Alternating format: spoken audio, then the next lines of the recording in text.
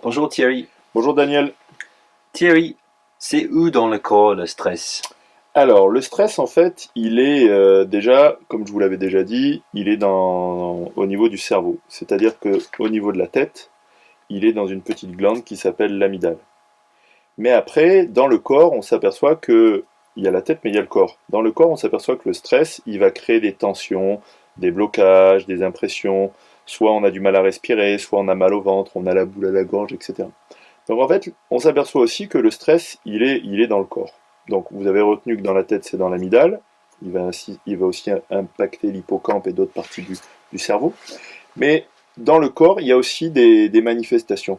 Et par rapport à ça, aujourd'hui, je vais vous faire part d'hypothèses qui peuvent être intéressantes et qui sont en cours de recherche, notamment par des différents scientifiques, notamment à l'INSERM de Rouen, pour vous expliquer où est-ce qu'on peut se poser des questions par rapport à la présence du stress dans certaines parties du corps.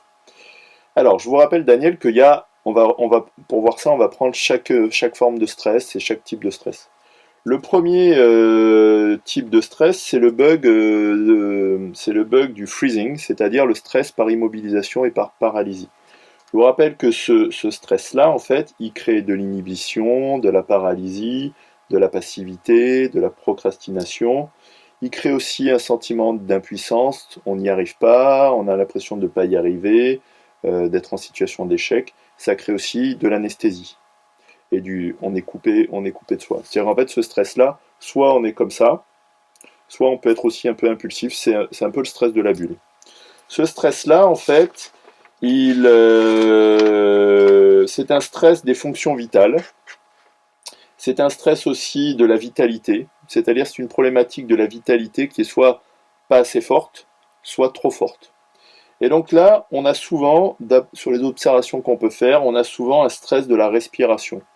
Et l'hypothèse qu'on peut faire par rapport à ce bug de la passivité, ce bug du stress freezing, c'est qu'il impacterait le système nerveux, tout ce qui est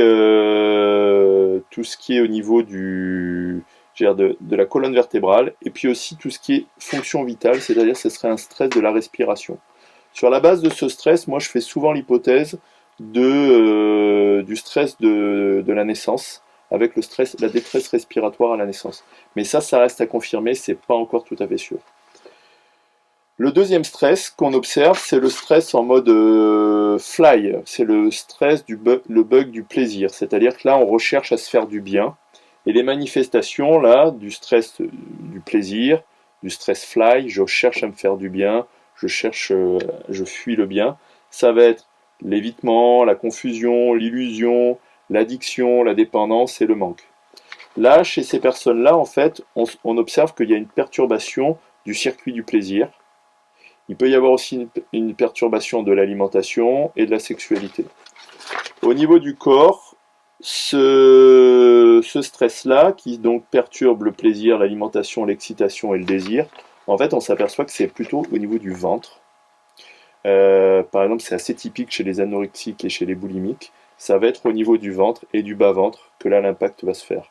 Et là, il y a les travaux notamment sur le biotope intestinal, la modification de la flore intestinale. Je vous en avais parlé déjà par rapport à l'INSERM, mais on peut faire l'hypothèse que là, le stress vient dans le ventre. Ça perturbe le deuxième cerveau qui est l'intestin et l'appareil digestif. Et puis le troisième stress, qui est le stress en mode fight, attaque. Là, c'est un stress où il y a de la destruction, de la haine, de la perversion. En fait, c'est un bug de l'empathie. Lui, au niveau du corps, ce qu'on peut se demander, c'est si c'est pas un bug au niveau du néocortex. C'est-à-dire qu'en fait, c'est un stress de la compréhension et on peut se demander s'il n'impacte pas le devant du cerveau là. Voilà les hypothèses qu'on peut faire. Ça, ce sont des hypothèses qui restent à valider. En tout cas, sur le plan du travail émotionnel et corporel, ce sont des pistes qu'on peut utiliser, notamment pour évacuer la peur au ventre, qui est par exemple, ou la peur respiratoire, qui sont des peurs qui sont facilement évacuables, notamment dans les techniques de désensibilisation par exposition. Voilà Daniel par rapport au corps et au stress qui est donc, je le répète, dans la tête, mais aussi dans le corps. Voilà Daniel, Merci je Thierry. vous en prie.